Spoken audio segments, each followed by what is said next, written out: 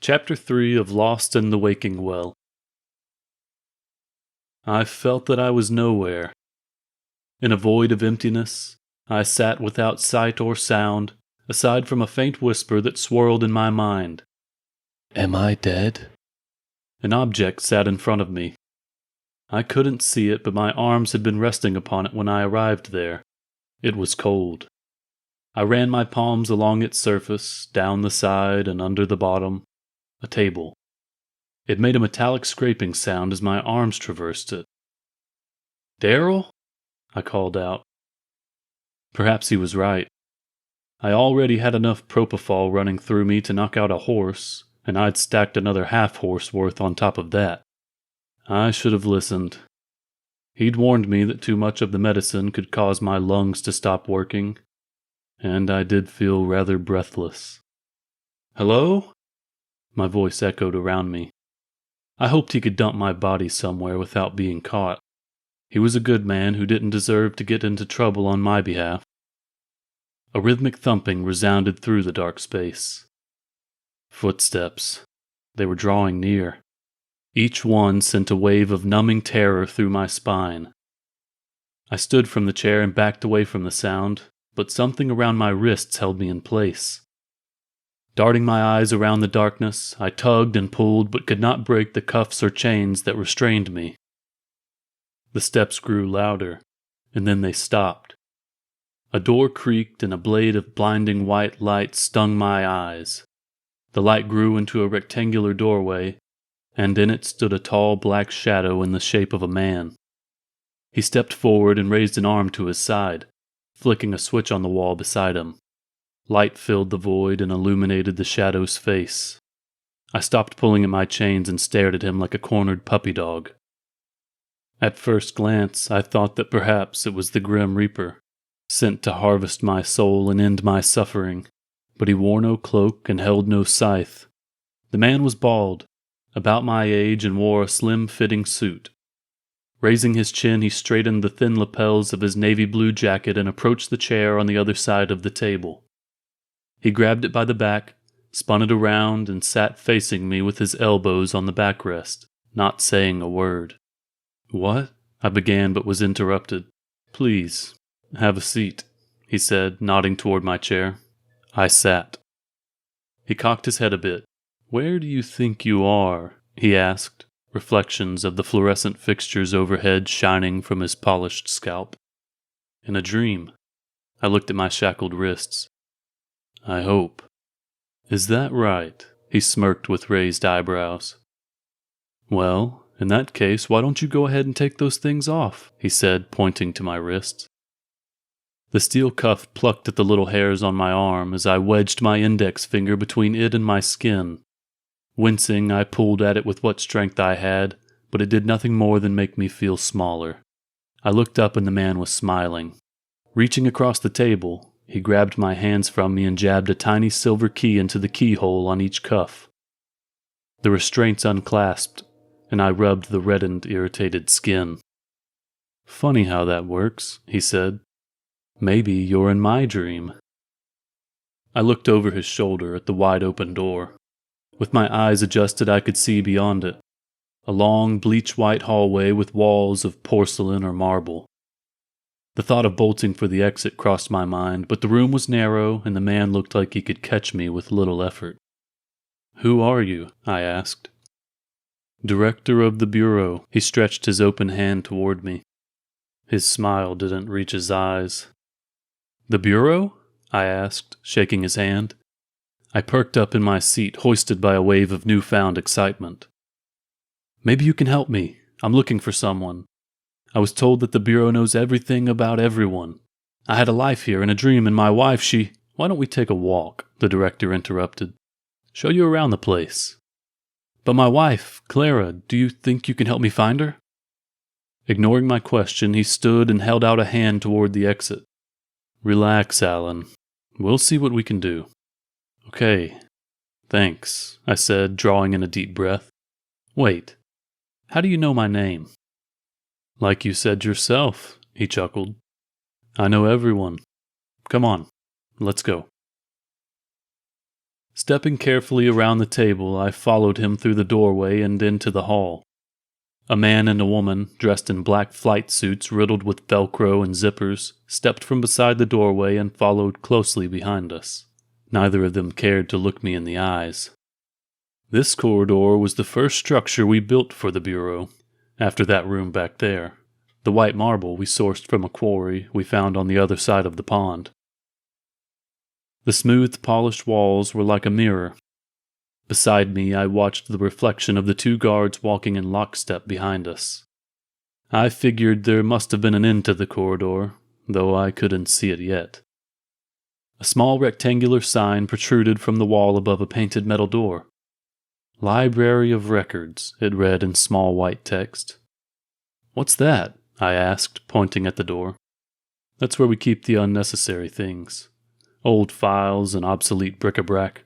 He waved his hand dismissively. "Just storage, really."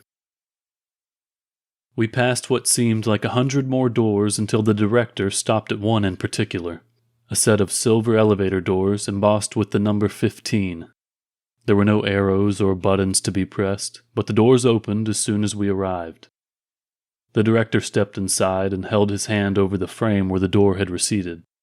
I looked toward each end of the long corridor. A strange feeling washed over me, like a sort of magnetism that begged me to turn back. "Come on, nothing to fear," he said. A hand pressed into my back and I spun to see who it belonged to. "Excuse me," I said, eyeing the man behind me. The male guard flexed his jaw and nodded toward the elevator. "I thought I might try and knock out the big brute with a surprise haymaker.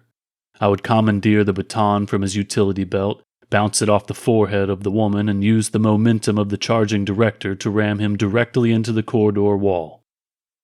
However, I decided against it, with the more likely scenario being a bullet rearranging my brain matter. "Watch it," I mumbled as I stepped onto the elevator. The guards joined us and the doors closed. Like the outside, there were no buttons inside either. "Courtyard," the director said. A two-tone chime played from the overhead speaker and the lift began to move. My stomach fluttered as it dropped at an alarming rate. I looked at the director's face reflected on the door. "Like I was saying, I need your help finding someone. If my wife were here, in this dream," I searched for the right word, "land, is it true that you know where she is? Or could you at least point me in the right direction?" His eyes met mine. "That's not really what we do here." "Well, then what is it that you do?" I looked over my shoulder at his actual face, other than lock people in dark rooms. Gravity seemed to normalize. The speaker chimed and a monotone female voice announced, "Courtyard." The doors slid open and one of the guards nudged me in my back again. Ahead, a massive room, dark and uninviting, opened up and ended with a brightly lit doorway. Countless colossal pillars of white stone filled the otherwise empty space. I imagined they held the ceiling up above, but the highest points I could see became obscured by shadows. As we walked through the chamber, I wanted to question the director further, but fear had placed an unmoving knot in my throat. We trudged forth until we met the doorway of blinding green light. Stepping out, I was overcome with the sort of skin-tingling elation that one must feel as St. Peter eases open the pearly gates to heaven. A courtyard of dancing green grasses and narrow pebbled paths stretched out before me. Shaggy willow trees shivered in the cool breeze, their golden locks licking the earth beside them. The director broke the silence with a quiet laugh. "What do I do?" He turned to me as we walked side by side down the wooded path. "Alan, what I do is what needs to be done, what you cannot do yourself. And you do what I cannot do. At least that's the way it's meant to be." "Okay." I looked over my shoulder to see if the guards were as confused as I was. Behind them, the structure we'd exited, imposing and rigid, blocked out the sea-green sky. Without windows or any other defining features, the massive building looked as if it were carved by giants from a single block of cement. "I'm sorry, but I don't know what that's supposed to mean." And therein lies our problem, he replied. You don't understand, and in your ignorance you step on my toes. Look, I'm only trying to find my wife. Honestly, I don't care about your toes or whatever you're going on about, so if you're going to spend all day speaking cryptically and letting your goon shove me around, I'll find someplace else. Pebbles crushed beneath his feet as he stopped and spun to face me. She doesn't exist, Alan. His pupils expanded and his wide eyes unnaturally. Within them, the pale blue corneas disappeared into pitch-black pits. Let me ask you something. Do I come into your world, your waking life, and try to make it my own? Do I pretend that it exists for me and my personal wants and desires? I leaned away from him, unsure how to reply. His eyes returned to normal, and the throbbing veins in his forehead began to deflate. That's what I thought, he said as he continued down the path. Daryll, I thought. I hope he wakes me soon. We veered left at a split in the path, toward one of the massive gray walls that surrounded the courtyard. The director walked ahead, and I moved just quick enough to not be accosted by the duo in the rear. The path came to an end at the edge of a murky pond. Look familiar? The director asked. Not particularly. It's how you got here, is it not? He said. My eyes narrowed. Murky brown water peeked up from between the blanket of lily pads and spiky lotus flowers. I don't know. I'm not sure how I got here. He turned to face me, rubbing his clean-shaven chin slowly. Let's not play dumb, okay? The guards grabbed me by each arm in unison. I shook and tried to jerk away, but their fingers dug deeper into my biceps. Let go of me! My voice trembled. The director brought his face an inch from mine. His breath smelled of rosemary and dirt. This is a dream, and you're not supposed to be here. The corners of his lips rose in disgust. Go back to your life, Alan. My heart pounded, and I felt the walls of the world closing in around me. I swung my head around, thrusting it toward the male guard's face, but he dodged it with ease. Get them off of me! I won't come back! Just tell me where she is! Goodbye, Alan, the director said calmly. With my arms locked in their grasp, the guards began walking into the pond. Wait! What are you doing? I screamed.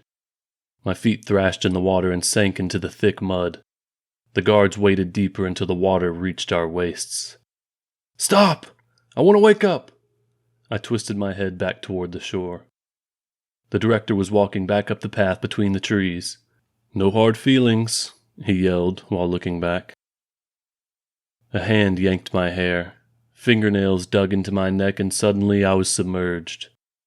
All I could see were violent rising bubbles rolling across my face. The water stung my sinuses. I tried to scream, but only gargled the stale liquid. Before I knew it, my air was gone, as was my strength. I inhaled, and water filled my chest. My body jerked once, and again, and the world turned to black.